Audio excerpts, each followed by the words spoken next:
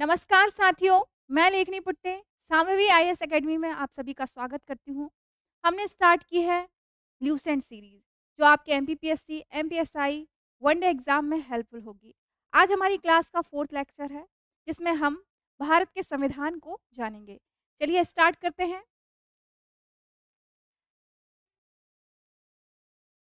तो भारत के संविधान की विशेषताएं में हम जानेंगे कि है क्या आज का टॉपिक।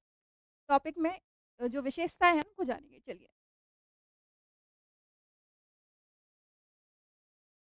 हम्म। तो सबसे पहले संविधान की सबसे बड़ी विशेषता है भारत की कि भारत का संविधान लिखित संविधान है और लिखित संविधान तभी हो सकता है जब उसे किसी संविधान सभा ने गठित किया हो। आइए जानते हैं कि विश्व में संविधान कितने तरह के होते हैं। एक होते हैं लिखित और ये एक होते हैं अलिखित। भारत का संविधान लिखित है क्योंकि इसे प्रॉपरली एक संविधान सभा ने गठित किया है, ठीक है, और इसे लागू एक निश्चित डेट के तहत किया गया है जब 26 जनवरी 1950 को पूर्ण रूप से लागू हुआ और ये 26 नवंबर को 26 नवंबर 1949 को बनकर तैयार हो चुका था और 26 जनवरी को ये पूर्ण रूप से लागू हुआ। देखिए, और लिखित अलिखित में हमारा इतना अंतर है कि जो संविधान लिखित और अलिखित में हम अंतर को जानेंगे कि सब देखो लिखित संविधान में सबसे ज्यादा लिखित अंश होंगे, लिखित अंश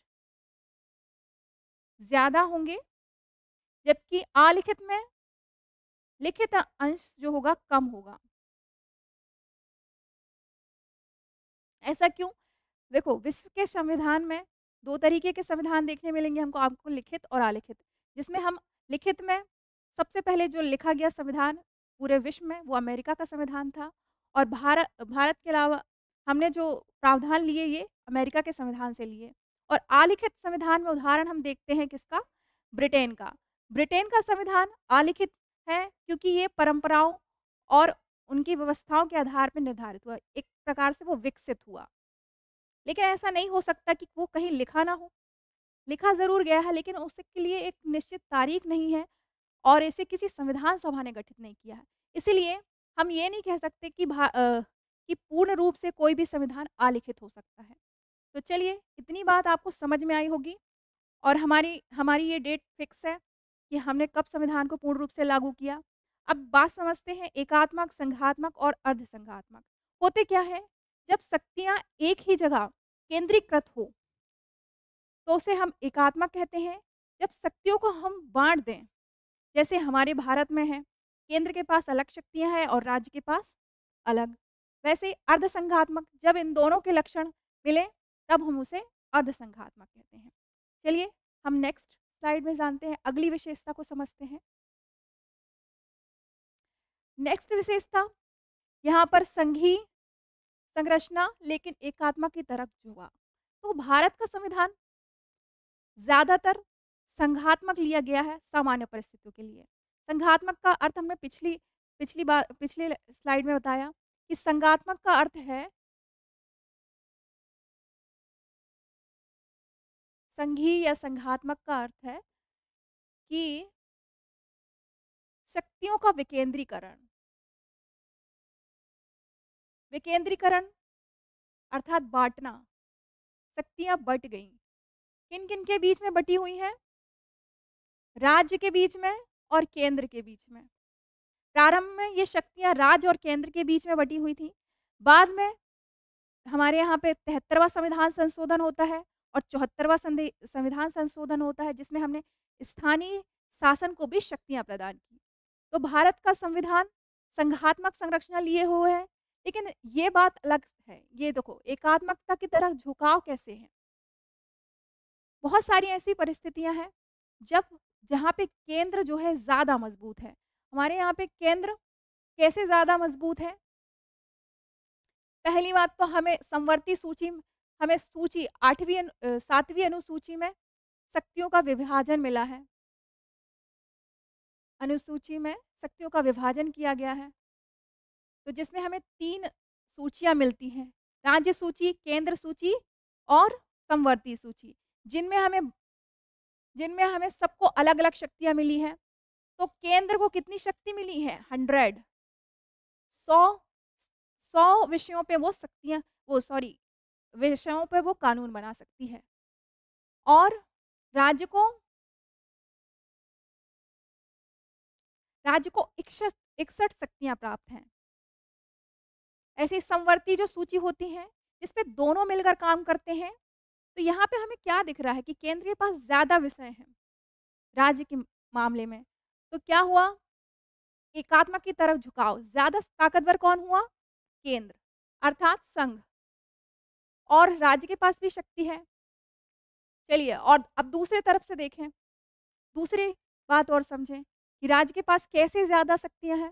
देखते हैं। केंद्र के पास और कौन-सी शक्तियाँ हैं? आपातकाल में आपातकाल जब स्थिति उत्पन्न होती है, तो सारी शक्तियाँ किसके पास पहुँच जाती? केंद्र के पास। चाहे वो राज्य जब राज्य का संवैधानिक तंत्र विफल हो जाए, तो उसका वहाँ का प्रशासन, सारा नियंत्रण केंद्र के हाथ में आ जाता है। अब और अगला देखें, नेक्स्ट कि राज्यों में जो राज्यपाल नियुक्त किए जाते हैं, वो कौन करता है? केंद्र करता है, राष्ट्रपति नियुक्त करता है। तो कहाँ से शक्तियाँ मिल रही हैं? ज़्यादा मज़बूत कौन हो रहा है? केंद्र।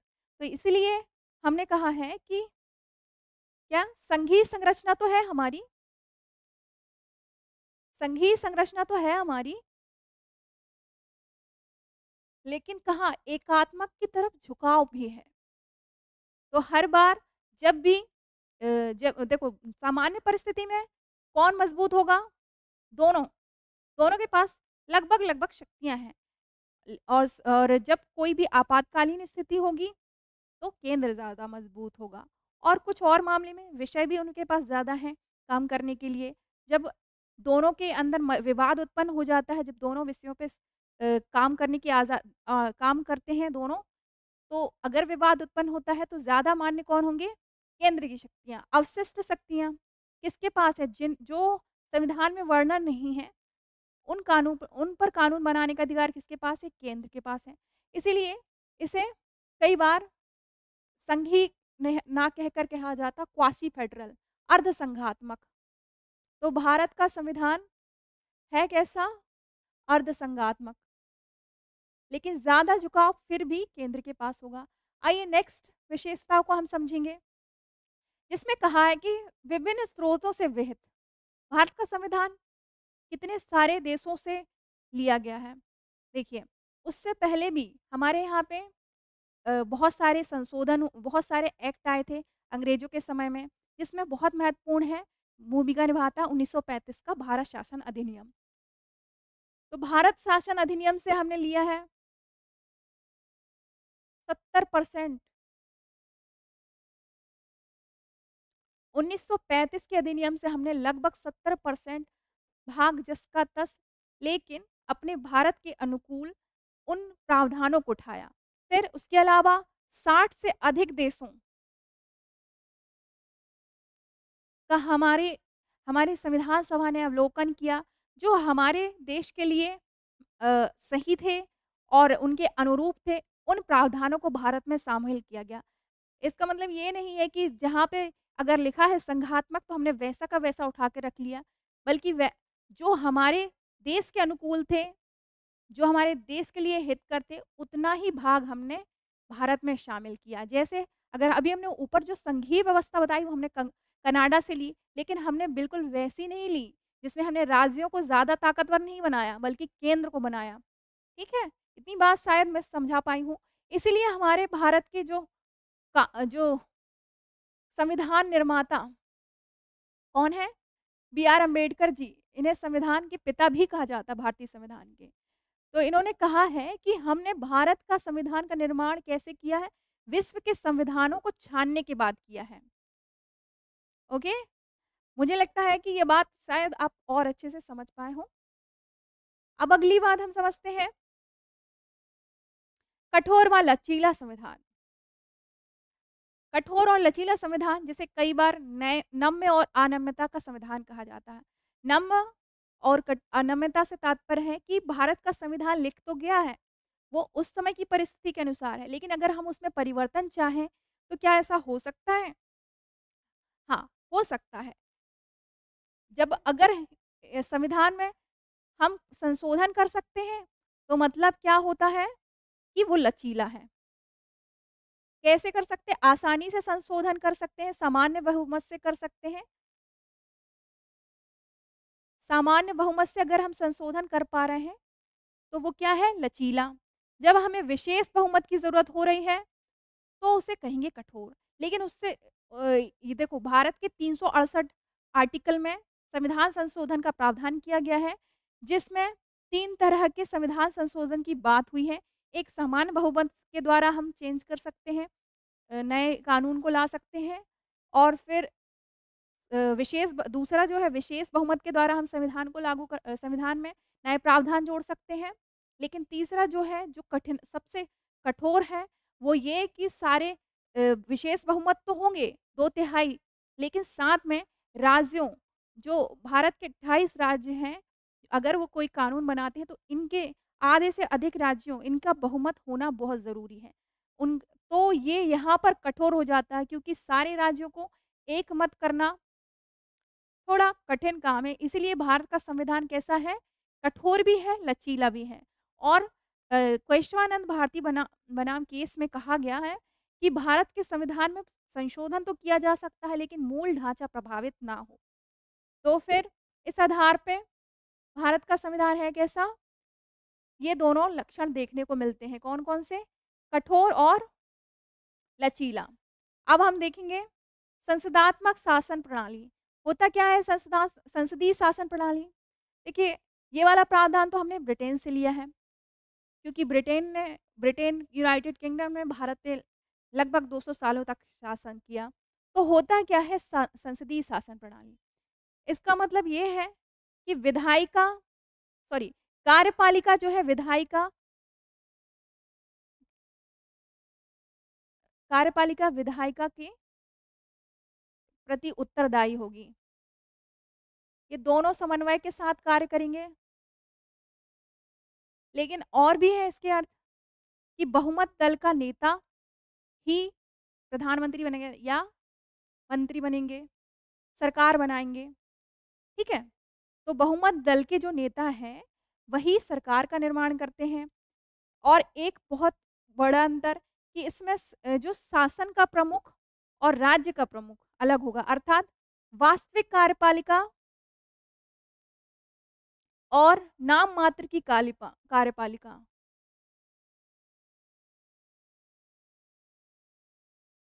दोनों अलग-अलग हैं, हमारे यहाँ पे दोनों हैं। कौन है वास्तविक कार्यपालिका? प्रधानमंत्री व मंत्रिमंडल। और मात्र की कार्यपालिका क्या है? हमारे राष्ट्रपति जी, जो राष्ट्र का नेतृत्व करते हैं। चलिए, आई थिंक इस बात को आप समझ पाए हों। अब हम आते हैं नेक्स्ट विशेषता में। तो हमारी नेक्स्ट विशेषता क्या है? जो बहुत ही महत्वपूर्ण है, ये लिया गया है कहाँ से? अमेरिका के संविधान से, मौलिक अधिकार। मौलिक अधिकार वो जो व्यक्ति के जीवन को जीने में बहुत ही हेल्पफुल है। व्यक्ति के मानसिक, शारीरिक, बौद्धिक विकास के लिए बहुत ही महत्वपूर्ण है। तो मौलिक अधिकार जो हमने लिए हैं यूएसए के संविधान से, ये हमारे भाग 3 में भारतीय संविधान के भाग 3 में 12 से लेकर 35 तक इसका वर्णन है और इनको सुरक्षा प्रदान करता है कौन? Supreme court. आर्टिकल 22 के तहत, हाई कोर्ट 226 के तहत सुप्रीम कोर्ट आर्टिकल 32 के तहत और हाई कोर्ट 226 के तहत, ठीक है? आगे बढ़ते हैं, नेक्स्ट स्लाइड में हम देखते हैं 7वां, ये हमने आयरलैंड के संविधान से लिया है क्या? राज्य के नीति निदेशक तत्व, भाग 4 में मिलेंगे। ये राज्य को निर्देश देते हैं कि आप इन विषयों पे काम कर सकते हैं, जो लोगों के कल्याण के लिए महत्वपूर्ण है। लोक कल्याणकारी, लेकिन ये वाद योग्य नहीं है, अर्थात ज़रूरी नहीं है कि वो इन्हें करें, बल्कि अपनी सुविधा अनुसार इसे राज्य के राज्य की राज्य इसे कर सकता है, ठीक है? तो ये भाग 4 में है और 35 से 51 तक अनुच्छेद 35 से 51 तक है और इसे हमने लिया कहाँ का से है? आयरलैंड के संविधान से। अब मौलिक कर्तव्य की बात करते हैं, 8वां विशेषता मौलिक कर्तव्य हमने कहाँ से लिया है? रूस से। ये 42वें संविधान संशोधन के तहत जोड़ा गया। आर्टिकल 51 ए। हमारे मौलिक कर्तव्य हैं कितने? 51। मौलिक कर्तव्य होते क्या हैं? राज्य को तो बता दिया कि आपको इन दिशाओं में इनके आधार पे काम करना है, लेकिन भारत के हर नागरिक की भी कुछ ड्यूटियाँ हैं, कुछ कर्तव्य हैं, जिन्हें बाद में जोड़ा गया कि सिर्फ राज्य ही नहीं, बल्कि भारत के हर नागरिक को भी कुछ ड्यूटियाँ हैं, जैसे कि भारत की भारत के जो राष्ट्रीय ध्वज इनका सम्मान करें। आर्टिकल सॉरी 11वें नंबर का जो मौलिक अधिकार है जिसमें ये कहा गया है कि भारत के जो माता-पिता हैं, वो अपने बच्चों को 6 से 14 वर्ष तक के बच्चों को उन्हें शिक्षा प्रदान करें। ये वाद योग्य नहीं है, इन पर अगर कोई उल्लंघन करता है, तो इसे क्या नहीं किया जा सकता, दंड नहीं दिया जा सकता है कि आपने संविधान का उल्लंघन किया है। नेक्स्ट क्या है? संसदीय शासन प्रणाली।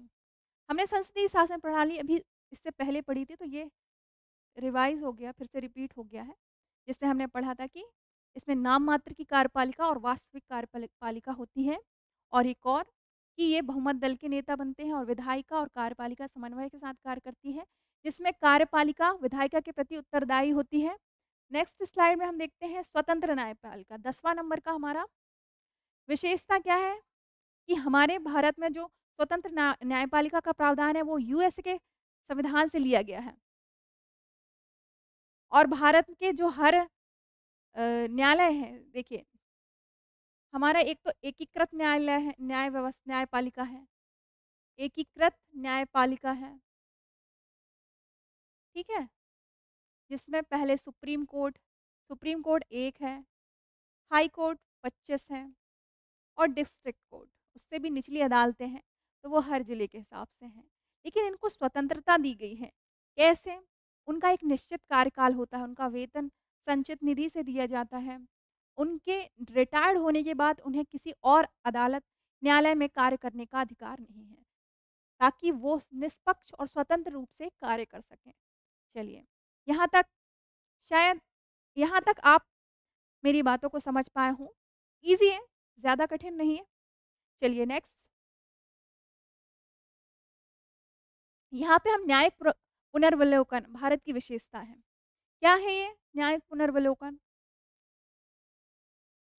अगर संसद या सरकार कोई भी ऐसे कानून लाती है जो संविधान के अनुरूप नहीं है, तो संविधान न्यायालय के पास क्या राइट है कि वो उसकी जाँच कर सकता है। अगर वो उसका उल्लंघन करते हैं, तो वो उसे रद्द कर सकता है उन प्रावधानों को, उन कानूनों को। और आर्टिकल 13 वैसे मौलिक अधिकारों का अगर उल्लंघन करता है कोई कानून, तो वो स्वतः समाप्त हो जाएँगी।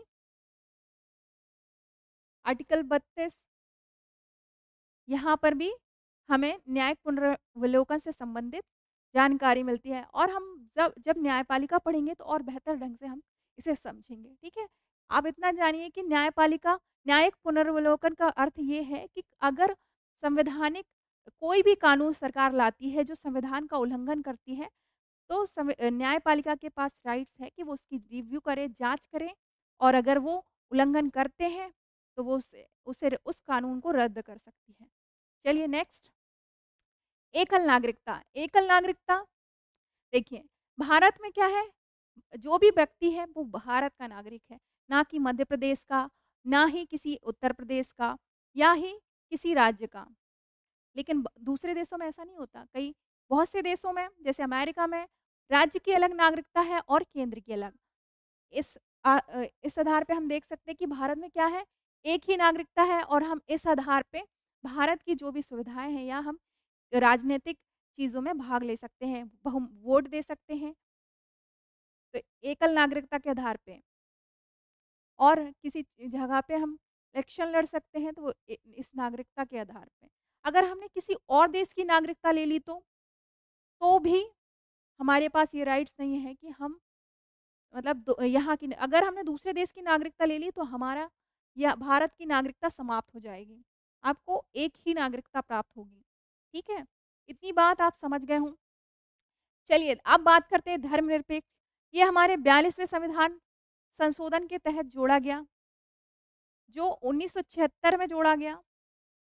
धर्मनिरपेक्ष एक्चुअल में भारत के संविधान में जब जोड़ा गया तो ये धर्मनिरपेक्ष शब्द नहीं जोड़ा गया था, बल्कि पंथ निरपेक्ष शब्द जोड़ा गया था।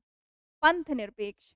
आपसे पूछा जाए कि अगर क्वेश्चन में अगर आपसे पूछा जाए कि भारत के संविधान में 42वें संविधान के तहत कौन-सा शब्द ऐड किया, तो वो ये शब्द है। अगर ये दोनों दिए हैं धर्मनिरपेक्ष, पंथ निरपेक्ष, तो आपको कन्फ्यूज़ होने की ज़रूरत नहीं है, आपको लगाना है पंथ निरपेक्ष। अगर धर्मनिरपेक्ष अगर अकेला दिया है, तब आप लगाएँगे धर्मनिरपेक्ष। अब मैं बताती हूँ कि क्या होता है धर्मनिरपेक्ष। चलिए, धर्मनिरपेक्ष का अर्थ है कि राज्य का कोई धर्म नहीं होगा और राज्य के लिए सभी धर्म समान होंगे। ठीक है? तो राज्य इसका मतलब ये है कि राज्य किसी धर्म को स्पेशल नहीं मानता और ना ही किसी धर्म के साथ भेदभाव करता है। अगर किसी का धर्म होगा तो वो होगा व्यक्तिगत। आप पर्सनल रूप से आप किसी भी धर्म को फ़ॉलो कर सकते हैं। राज्य आपके साथ समान व्यवहार करेगा, कोई भी भेदभाव नहीं करेगा। सबकी उस राज्य की दृष्टि में वो समान होगा। ठीक है? अब बात करते हैं सार्वभौमिक वयस्क मताधिकार। होता क्या है सार्वभौमिक वयस्क मताधिकार? देखिए कि वयस्क मताधिकार हमारे संविधान की बहुत बड़ी विशेषता है कि भारत के नागरिक को जो 18 वर्ष की आयु पूरी कर चुका है, उसे वोट देने का अधिकार है और एक बार में 1 वोट देने का अधिकार है। ठीक है? लेकिन इसकी एज क्या निर्धारित है? 18 वर्ष। 18 वर्ष का जो भी बच्चा जो भी व्यक्ति है, इससे अधिक का तो वो वोट डाल सकता है और राजनीतिक सुविधाएँ ले सकता है या राजनीतिक प्रतिनिधि के रूप में खड़ा हो सकता है। ठीक है? यहाँ पे 18 प्लस लेकिन क्या शुरू से यही एज निर्धारित थी? नहीं। जब भारत का संविधान लागू हुआ था तब भारत का जो वयस्क मताधिकार की एज थी, वो 21 वर्ष थी। 21 ईयर ओल्ड व्यक्ति ही वोट कर सकते थे। अब जब 61वां संविधान संशोधन हुआ, तब ये प्रावधान किया गया कि 18 वर्ष से की आयु का व्यक्ति क्या कर सकता है? मतदान कर सकता है और राजनीतिक चीज़ों में हिस्सा ले सकता है। आइए अब नेक्स्ट लास्ट प्रावधान है, लास्ट विशेषता हमारे भारतीय संविधान की क्या है? आपातकालीन प्रावधान। आपातकालीन तो हमारे भारतीय संविधान में आर्टिकल 352, 356 और 360 जिसमें राष्ट्रीय आपातकाल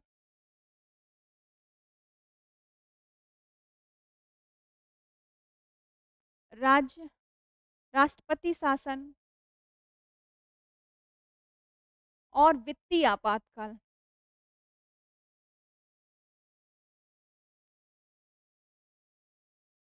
ये शक्तियाँ ये आर्टिकल के तहत हमारे यहाँ पे जब ये आपातकाल लगते हैं, तो सारी शक्तियाँ किसके पास पहुँच जाती हैं? केंद्र के पास। अब तक वित्तीय आपातकाल भारत में लगा नहीं है। राष्ट्रीय आपातकाल जब कब जब क्या युद्ध हो जाए या कोई देश आक्रमण कर दे या सशस्त्र विद्रोह, तीनों में से कोई भी कंडीशन हो, तब भारत में एक राष्ट्रीय आपातकाल लग जाएगा जिसमें सारी शक्तियाँ केंद्र के पास हो जाएँगी और सारा प्रशासन केंद्र सँभालेगा। तो 352 राष्ट्रीय आपातकाल की बात करता है। सशस्त्र विद्रोह बाद में जुड़ा 1976 में जब आंतरिक अशांति के आधार पर पहले था, फिर बाद में सशस्त्र विद्रोह शब्द जोड़ा गया क्योंकि उसका दुरुपयोग हो रहा था। सशस्त्र विद्रोह के आधार पे 1976 में आपातकाल की घोषणा की गई थी, तो बाद में इसे जोड़ दिया अलग से, उसे हटाकर नया शब्द जोड़ा गया सशस्त्र विद्रोह। फिर वित्तीय आपातकाल आज तक लगा नहीं है और राष्ट्रपति शासन तब लगता है जब किसी राज्य का संवैधानिक तंत्र विफल हो जाता है। तो राष्ट्रीय आपातकाल लग जाता है। तो हमारे यहाँ की ये लगभग हमने 15 विशेषताओं का ज़िक्र किया है। इसके अलावा और भी हैं, जिसमें हमने एक टर्म्स यूज़ नहीं किया, वो है संप्रभुता। संप्रभुता, मैं इसे एक बार क्योंकि ये बहुत इम्पोर्टेंट है, संप्रभुता। संप्रभुता, संप्रभुता होता क्या है? हम अपने प्रभु स्वयं हैं। अगर सरल शब्दों में बोलें तो हम अपने प्रभु स्वयं हैं। मतलब राज्य जो है, राज्य, अगर हम पॉलिटी इंडियन कॉन्स्टिट्यूशन में राज्य शब्द का प्रयोग कर रहे हैं, तो वो हम राष्ट्र के संबंध में कर रहे हैं, भारत के संबंध में कर रहे हैं। तो भारत की जो आंतरिक जो बाह्य शक्तियाँ हैं, बाह्य, आंतरिक या बाह्य निर्णय लेने का अधिकार किसको है? संघ को है। हमारे पास हमारी शक्तियाँ, आंतरिक और बाह्य निर्णय, हमारी सीमा के भीतर सारी शक्तियाँ भारत सरकार की ही लागू होती हैं। चलिए, संप्रभुता, अब हम हमारे प्रभु स्वयं हैं, कोई और देश हम पर शासन नहीं करता, अपने निर्णय हम पर नहीं थोप सकता। चलिए, आज की क्लास यहाँ पे समाप्त होती है। नेक्स्ट वीडियो में मिलते हैं आपको जल्दी ही, कल। चलिए, मुस्कुराते रहिए। नमस्कार, बाय। जय हिंद।